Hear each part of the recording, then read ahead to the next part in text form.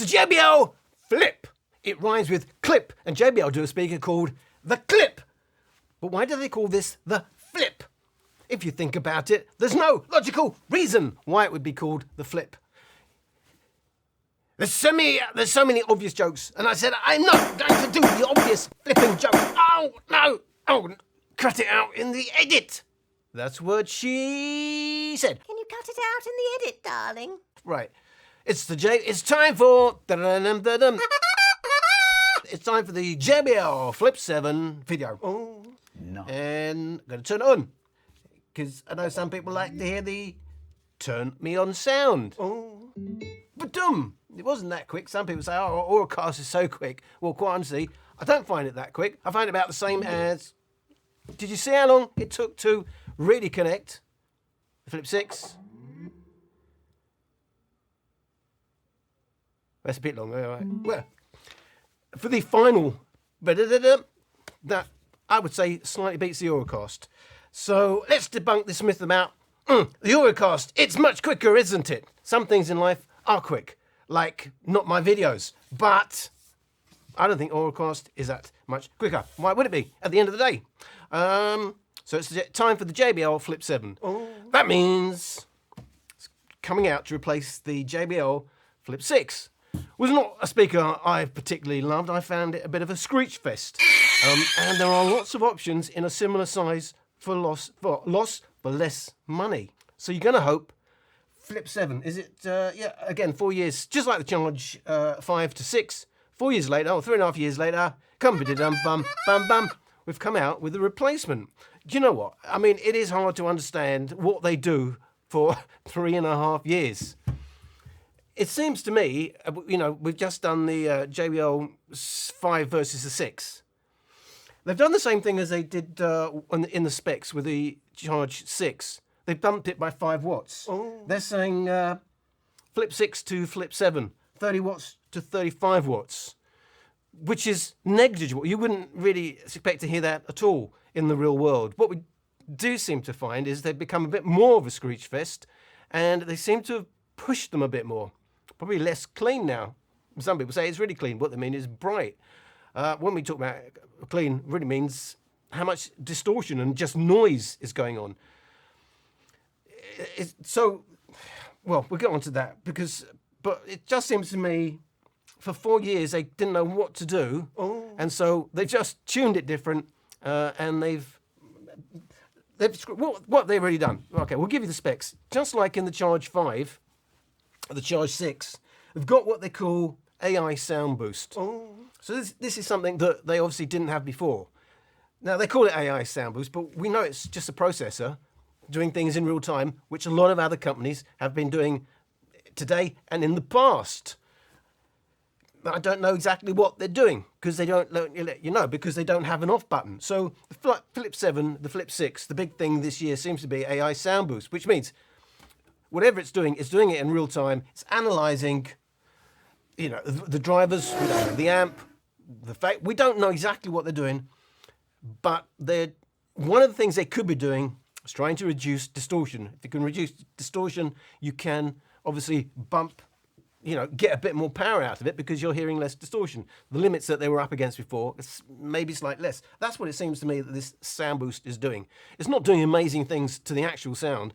If it's doing anything, it's probably cleaning up some of that distortion, allowing them to push it a little bit more. And then in the specs say we're giving it another 5 watts, which in the real world is like saying you've got 44 million and £6, and now you've got 44 million, £6 and a penny. Yes, it's more, but would you notice it if you just bought yourself a super yacht? Oh, I've got a penny more left over? Probably not. But then again, it's not something that I've ever found out or ever likely to find out. Even if I won the lottery. We're talking hundreds of millions, and the lottery is $1 million or so. Or even if it's 10 million, you ain't going to buy a super yacht. But you could buy a really, really nice boat for that. So, yeah, what they've been doing for 3.5 years seems to me not a lot. We're in difficult times, cost of living crisis across the world, but worse in the UK because we have... Don't get into the politics. No. I try not to say it, but it does seem worse in the UK than anywhere else in every single aspect of life.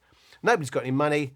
So they're rehashing what we've already had before. We're not getting massive upgrades in the sound, as we did in the early JBL Charge series. I mean, like going from the 1 to 2 or the 3 or the 2 plus, wasn't it? When we had a bit more bass than we had in the 1. There were definite improvements. The Charge 3 was a great speaker. But the Charge 5 was almost like, it's supposed to be about the Flip. I know that. I'm just saying, I'm going to take 20 minutes just because that's what I do to tell you. I think JBL, they're getting money for what they have done, and it's quite a nice feature. But it don't take 3.5 years to work this out. What they've done now, well, they've given us this groundbreaking new system for your clip. What do they call this? Like a loopy thing and a carabiner thingy. What they call it? I don't know. I wrote it down. What exactly do they call it? Out there, they call it the push lock system with interchangeable accessories. It comes with a loop and a carabiner. There you go. I said a loopy thing. So you just press that down. I mean, that's quite a nice feature, but it don't take 4.5 years to work out. But what I think, like with the batteries, they're just trying to work out how to do upselling. And so they're going to do more accessories down the line, probably. But it seems to work quite well. Better than the thing on the Charge 6, which I found quite a little bit awkward and certainly not quick to do. So you've got interchangeable lockers, loopy things, and you can indeed. I mean, that's what I don't. Why can't it just lock in like that? You'd expect it to, if it was properly designed, JBL. But we have to push it down and then stick it in. Oh, and it didn't even work. So push it down, stick it in. I was going to say I've always had trouble with that, but it's too obvious and people are getting, peed off with everything I say. Right, so it's about the JBL 7 versus the 6. We've got AI Sound Boost. We've got the Playtime Boost button, which just reduces bass and adds a highs, but it allows them in the marketing to say it adds 2 hours of playtime if you want. So they claim 14 hours playtime, 2 hours if you extra 16 hours if you indeed use a Playtime Boost button thingy-majig. You can drop it from just like the 6 now. It's drop proof. If you drop it from 1 meter, I don't know, onto a really, really, really hard surface, it will survive. But to me, if it was 10 foot, that makes a bit more sense. But the circumstances where you will just accidentally drop it from 3 meters, and if you did that with a previous speaker, it wouldn't have survived now. Well, I think is minimal, and probably never happened. More, it needs to be a big drop, I think. Have I tested it? No. Why? Because I've only got the 1 speaker, and I pay for my JBL speakers. Because JBL once sent me, I don't know why, but then it did again the Boombox 3 Wi-Fi. When I wasn't even asking for it, and then I never did anything again. But that's good, because I am the Andy Shield. I am the Andy Shield. Right, so that's different. That's the thing that they think is worth doing after 3.5 years. The logo, used to be a time that you got bigger. And we thought next time the logo will be bigger than the speaker itself, and you'll be buying a logo and a free speaker with it. But no, they've just stuck with the old 4 years old JBL because they're running out of ideas, as you can see. The speaker looks exactly the same as it did before. Yes, we've got the woofer and the tweeter, and we've got the woofer and the tweeter, and it's all exactly, is it the same size now? Yes, it's exactly the same. By the way, you can make these specs say anything you want, depending on how you measure the driver, because there's no standard way of doing it, is there? No, I'm not going to do the obvious. And that's what she said. Right.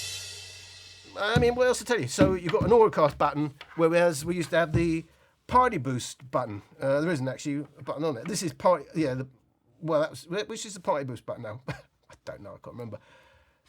That's a Party Boost button on the Flip 6. It's now Flip 7. So, yeah, we can hook up the 7 with the 6.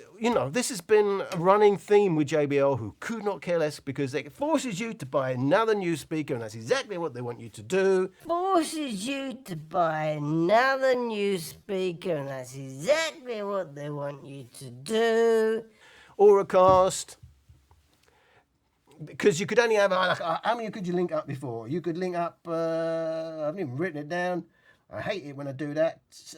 Probably 100 speakers, I don't know, on the Party Boost, and now it's unlimited, as though that makes any difference to anybody in the entire world. It doesn't make any difference at all, except on paper. But what it does mean is, It's a more efficient way of doing the connecting, so blah, blah, blah. But in the real world, yes, all right, maybe it means now there will not need to change ever again. It's nicely standardized with all costs, but for all the long time suffering JBL people that buy into the brand and over the odds for their speakers, but sometimes it's worth it because you get a little bit more quality, blah, blah, blah, but sometimes you don't. The Streamfall comes to mind. It's worth it. But anyway, so not backwards compatible. So it will only hook up with other JBL Oracle speakers. Volume up, volume down, play and pause. And the Bluetooth indicator and the other lights there. And your single USB-C port.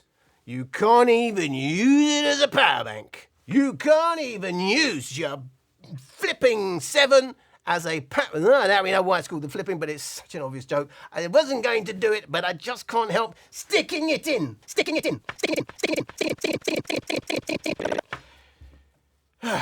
Right. Right. The Charge series, you can use it as a power. There is no reason why you couldn't use that as a power bank, other than it's a joke anyway on the 6, because 5 volts, 1 amp, 5 watts of charging is in these days with the bigger batteries we get, it's of no use to anybody in the real world. So there's very little difference between not having the functionality and having the functionality, except in the specs. It's another reason to buy the even more expensive JBL Charge 6 over the JBL Flip 7. Sits like that. So I'm just looking at the bass again. Yeah, so the bass is got this single, so it helps it angle up a little bit, and we had exactly the same, by the way, on the Flip 6. Absolutely no innovation at all. And what you can do now is you can use this cabled with a USB-C cable that supports audio from your device to your speaker, and use it cable. No, I didn't test this because that's the kind of guy I am. When I tested the JBL 6, yes, I've overlooked it entirely. I assume it works exactly the same as JBL Charge 6, which means you have to connect to Bluetooth before you can connect your cable.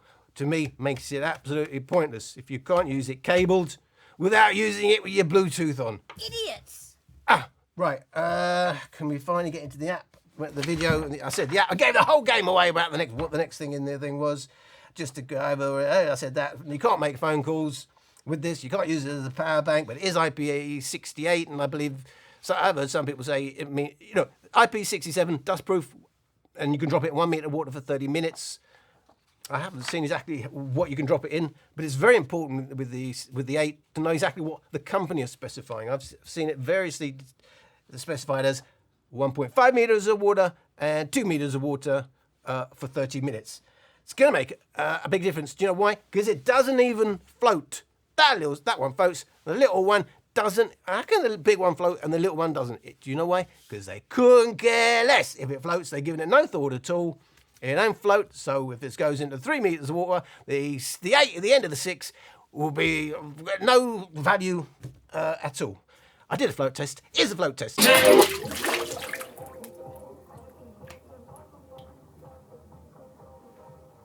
There is a game-changing feature on this speaker. Do you know what that feature is?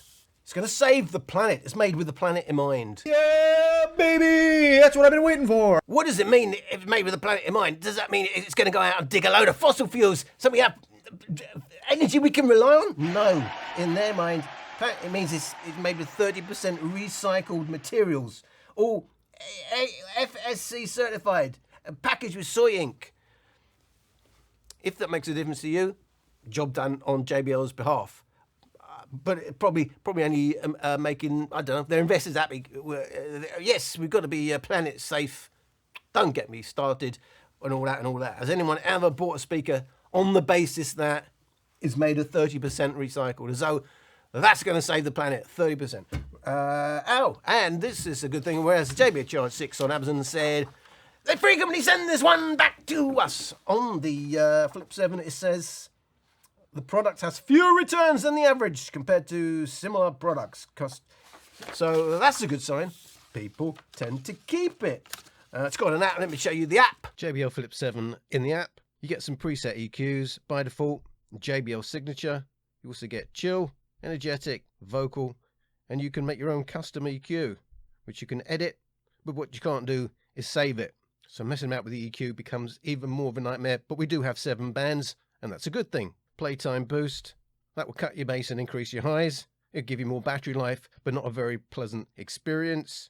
You can set up your stereo group of speakers here, if indeed they support Auracast and our JBL speakers, your product information, your quick start guide, and give your Flip 7 a new name. You can turn off the feedback tone, firmware information, and do a factory reset. It's got a 7-band graphic equalizer. That feature alone may be a reason why you'd get the 7 over the 6. But still, 3.5 years to think about it. They didn't remember that it's quite convenient to be able to save your EQ and use 2 or 3 different EQs, especially at different volumes, or just to compare them side by side. That's too much trouble for the might of JBL. You spend 43 days working out the best EQ, you can't even save it, and then you get a second one to play in stereo, and you find out you can't even use your custom EQ when you've got 2 of them hooked up. The might of JBL 3.5 years later. And of course the Playtime Boost feature, it just takes away some bass, adds some treble. Groundbreaking features? I don't think so. You want to know what it's going to sound like? This is my frequency response measurement. Reasonable overall balance given the speaker size, but what jumps out is recessed lower mids, the bump of 4 kilohertz, and the bass is centered around 85 hertz. Bass absolutely limits at 80%. You actually get a little bit less at maximum volume, but what you do get is a lot more overall volume because of the mids and the highs when pushing volume compared to the JBL Flip 6.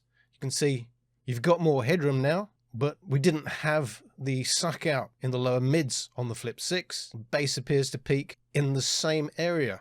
Direct comparison, we can see way more headroom now on the Flip 7. So if you want to go louder, you will go louder. You've got a little bit, not much, there's a little bit more bass headroom as well. Easier to see if we separate them out. Maximum volume, the absolute bass is about the same, but in terms of upper bass, we do have more headroom now. If we push the EQs to max to see what the absolute headroom is, it doesn't affect the bass. There is no bass headroom. If you're using the app, it will just play around with some of the mids and the highs, and ultimately there's a little bit more in the mids and the lower treble, but not a much, but a little bit more than we had on the Flip 6, which almost had no headroom. The rest of the volume steps, adjusting for the difference in loudness. The difference isn't massive on paper, but what does stand out to me is when you adjust for real world loudness to get them the same, we've got a bit more bass on the Flip 6, and that's true at 20, 40, 60%,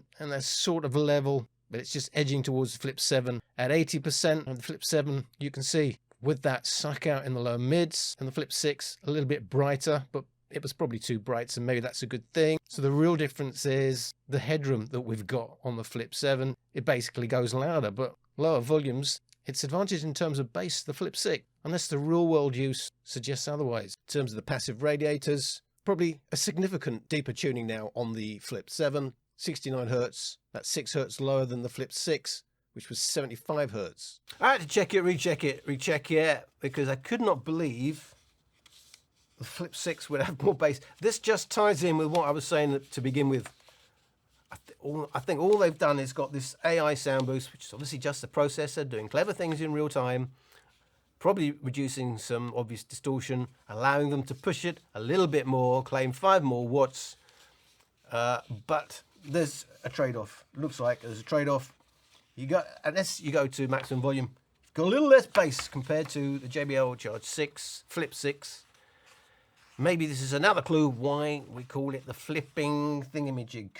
So let's see how that works out in the real world. Sometimes these things don't work out in the real world. By the way, I forgot to tell you, you don't even get that USB-C cable in the box anymore. They took it from the Charge and they took it from the Flip.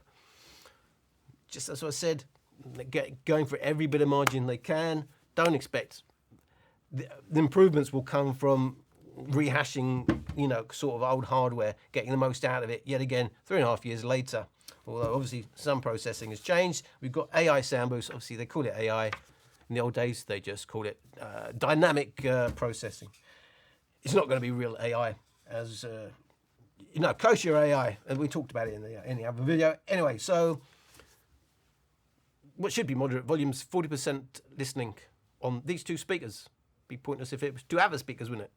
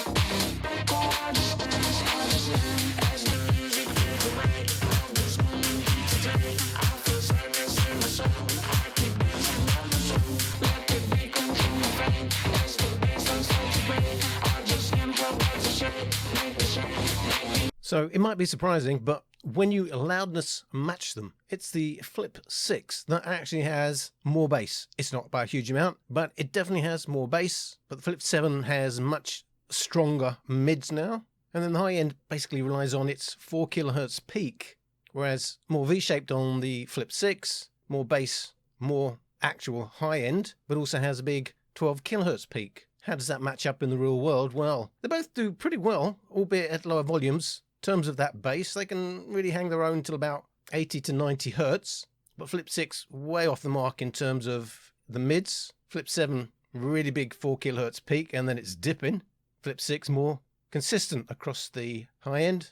So not a million miles from each other, but there are clear differences. So yeah, in the real world, when properly loudness matched, less bass in terms of that deeper, if we can call it deeper, the same mid bass on the Flip 7, less on the Flip 7 than we had on the Flip 6. But I just keep looking. But it looks like we got a little bit more in the upper bass, 200 to 300 hertz. But we've got better mids. So it's closer than the Charge 5 versus the Charge 6 in terms of differences. They are quite similar, and a lot of it will depend on what tracks you are playing, because they have peaks and dips in different places, which is going to mean they're going to be the reason you hear most differences in the real world, depending on how the frequencies in your tracks fall. The improvements is in the mids on the Flip 7, but the big issue is going to be that sizzle from the 4. We saw it the 5 kilohertz on the Charge, and so, for some reason it's the 4 kilohertz on the Flip 7. So it's just like, to me, looks like different tuning from the same hardware. Basically, is what you'd expect. They've pushed the 4 kilohertz, and a lot of people describe that as being clearer and having more detail. Of course, it isn't. It's unnatural. For me, it's too sizzly. To me, but you got the mids. The difference in the bass you don't really hear in the real world, because it's better in. I think it's better in the upper bass, and it's got better in the mids. But the difference is that 4 kilohertz peaks is the main difference, and the Flip 6 having the high end peak. So I prefer the 7. I would say I do prefer the 7, but the main issue is the 4 kilohertz peak. Don't really hear the difference in the bass, which I would normally prefer the deeper bass. And in terms of dynamics, basically very, very similar. Again, suggesting just getting more out of the same hardware. So, is it a massive improvement? No. Is it an improvement? Well, at those volumes, it's quite impressive for a little speaker at these volumes. But what happens when you go to about 60%? Let's get big until I forget my name. Let's get big. Jump rise like to the left. Let's get big. Live it up while you can, and let's do it again. Let's get big. If you wanna dance, I can tell you about this place I know, somewhere hidden in the stars. No, don't waste your energy, even though we're 23. Gotta give it all tonight. Let's get big. Let's get big. Let's get big. Let's get big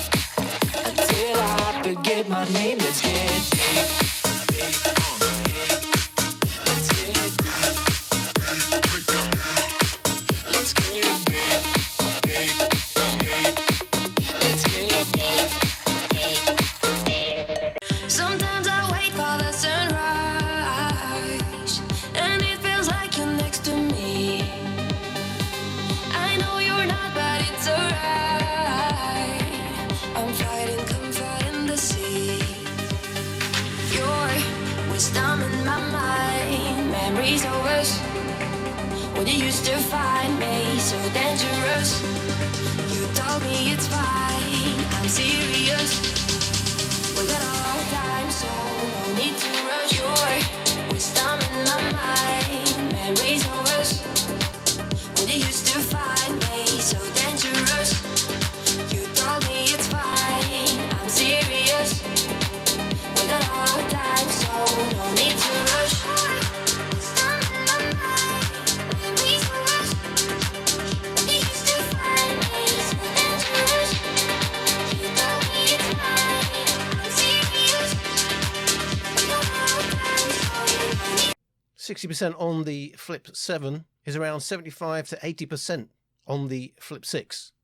These volumes, both of these speakers, are really struggling to overlay the original track. You can see while a basic frequency response measurement would suggest that they'll still have some bass, in the real world, with a proper bass heavy track, they cannot produce bass and produce mids and highs. Rolling off from the lower mids, 400 hertz and down, and in terms of bass, you've really just got the 200 hertz peak. So it's a one-notey bass, it's not going deep, albeit it's a small speaker.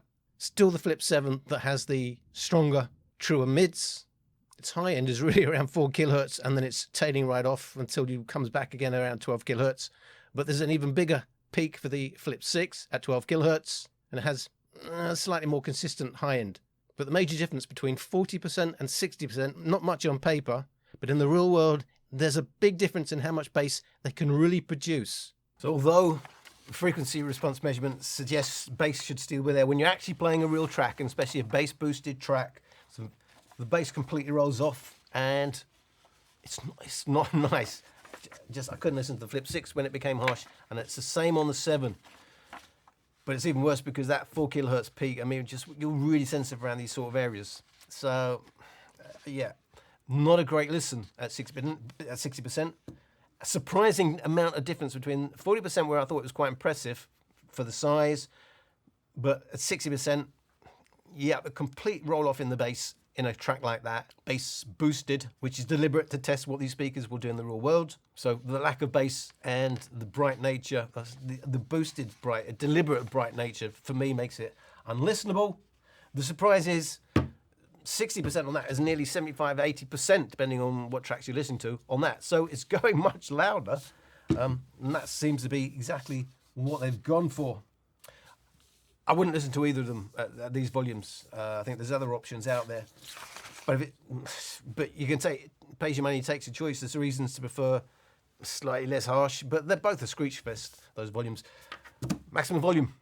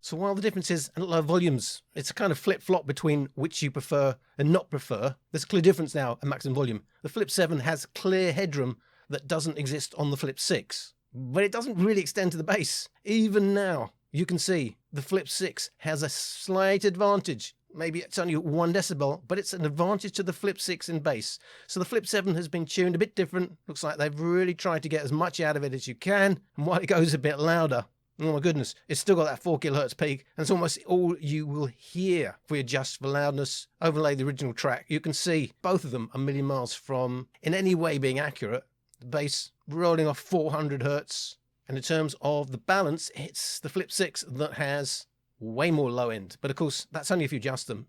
If you want to go as loud as you can, the Flip 7 will do that, but it ain't going to sound nice. It's a clear 5.5 decibels louder, but that's an ear-piercing louder.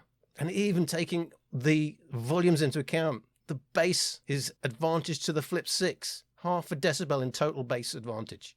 And look at the dynamics. It's awful on the Flip 7. Flip 6 is holding up much better. So a more balanced listen or a much more screeching loudness type of listen. It's up to you.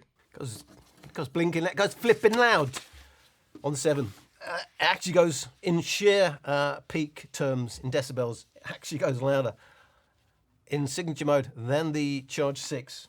Extraordinary, quite, but it's because it's all coming from 4 kilohertz, and it sounds awful. It sounds very distorted. It sounds a mess.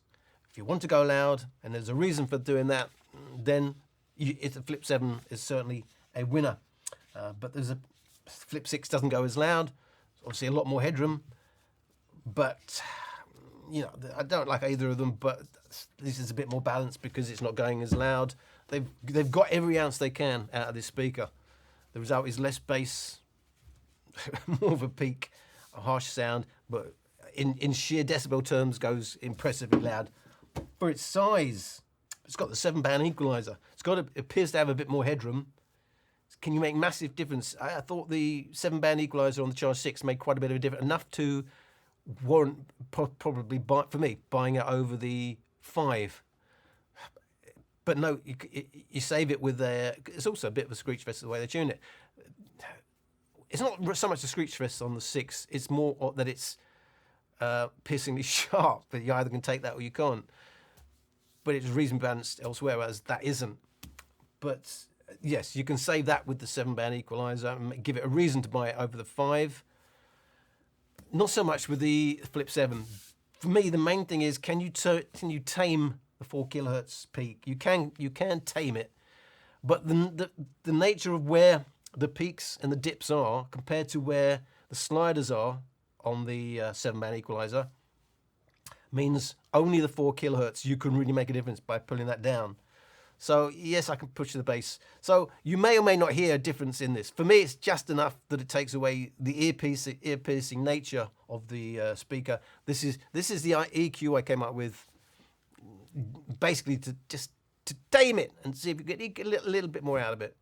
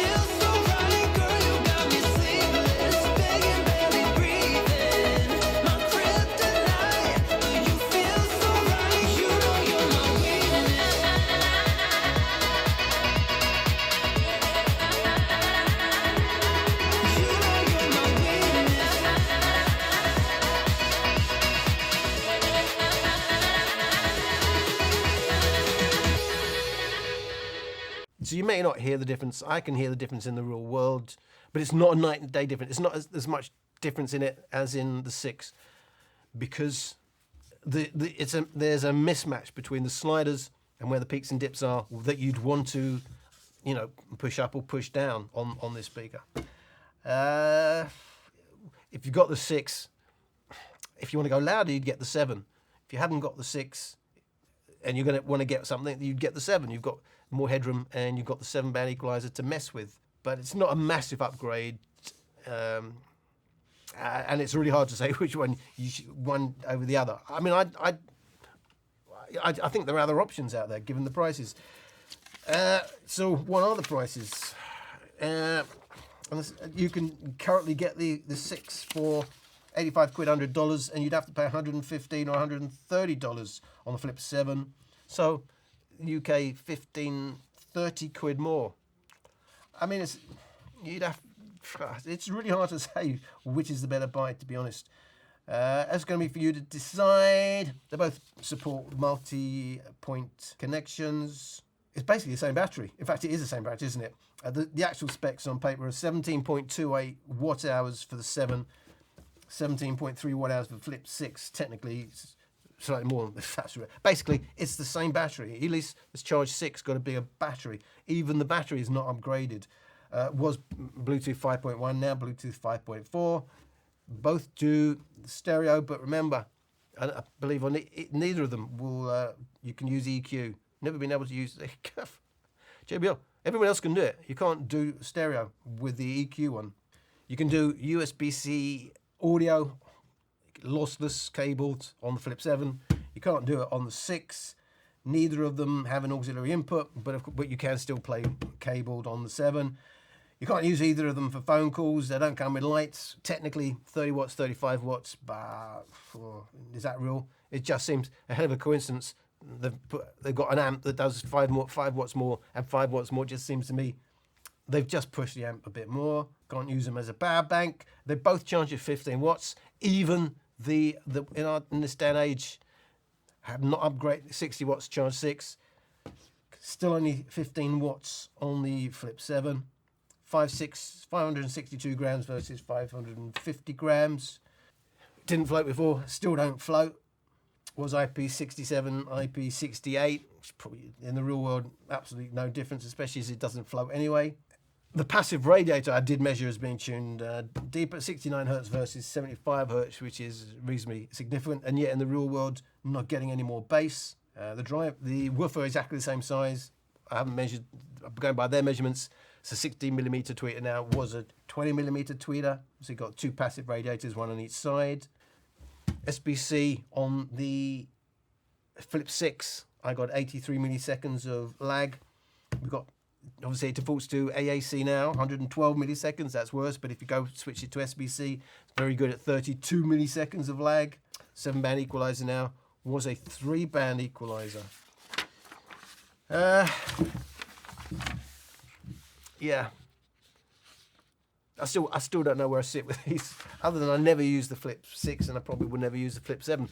Having said that, at lower volumes, given the size, it does a job. It just, you can't use it like 60% above. It's a screech fest, depending on how your tracks are, whether you will hear that or not, depending on how slanted they are towards bass. But for me, unusable. I like to go on What HiFi whenever I'm having a down day, because it always gives me a laugh. What HiFi Flip 7 review. You'll never guess what they thought was funny, and this is why I didn't want to say it, but I couldn't help saying it because it was in my head all the time. They said, flipping heck, JBL has done it again. How much are they paid to write this very shallow, very poor, very obvious jokes? I know you'll say you do the same, but I'm not trying to impress anybody. I'm not getting paid to do it. They are. Flipping heck is their tagline. Right, the pros from What HiFi. Pro and What HiFi. Do we go in the same sentence? Adds, this is it's a good one. Adds new levels of clarity and insight than previous generations. Same as before, same as a lot of these so-called magazines that people think are the greatest since sliced bread, which is not that healthy anyway, apparently. Clarity, it's brighter, it's pushed more in the treble. It's not greater clarity. If you think that means greater clarity, we can all do that with our speakers. Doesn't make us professional sound audio engineers, does it? I guess you've got to say something, so they're going to say new levels of clarity. They should have said push much more in the highs now, not very natural, but hey, if you've got a problem with your ears, you might hear it as more clarity. Skillful handling of dynamics and rhythms. Something tells me, whoever, I don't know, I should have seen who wrote it, but they are taking the mickey. They must be having a laugh. Flipping heck, new levels of clarity, skillful handling of dynamics and rhythm. This is really unbalanced, bit of a screech fest. It's unbelievable, honestly. It's unbelievable how they can write this crap. Excellent build quality. I mean, at least you can say that for JBL. You are paying for it, but the build quality is good. Yeah. Strong feature set includes Auracast and lossless wide audio. Cons: can't pair with older generations. I'm old, you can pair it with me. No supplied USB-C cable. But yeah, I mean, they come up with some rubbish, but skillful handling of dynamics and rhythms. They don't believe it, honestly. When they write that stuff, they don't believe it themselves. Or unless it was like last time, it was written, or was it? Oh, that was Digital Spy, written by the picture editor. The audio reviews written by the picture editor. And you wonder why. We scratch our heads and nearly pull our wigs off. This has been another review. Shall I keep them going? Or have we had is it getting a bit of a tired formula? I don't know. Sometimes I'm waiting for, with the Prenex. Yeah, I was something innovative thing. It was new tech. And it was something definitely new to market. You pay for it. I don't know what it is now. I think it was like 500 quid. I didn't pay for it. They sent it to me. They are the last. No, the last one was Tribute, wasn't it, for this Stormbox Lava.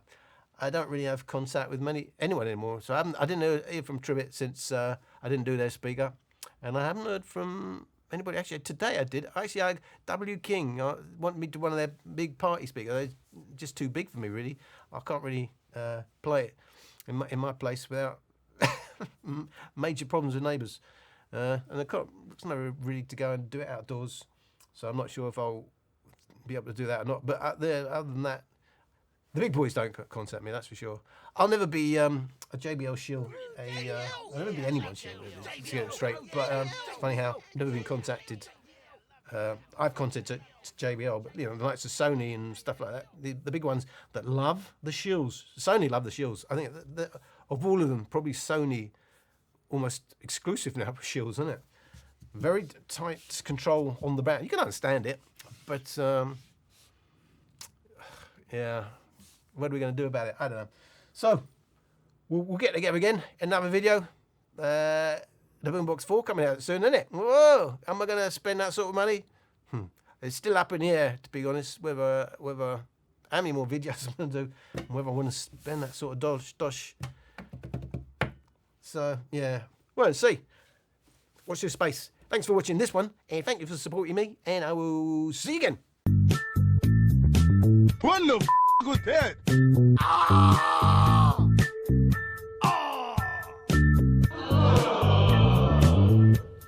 It comes from China. My speaker's got deep bass, balanced mids, and a bright high. Yes, mine sounds exactly the same.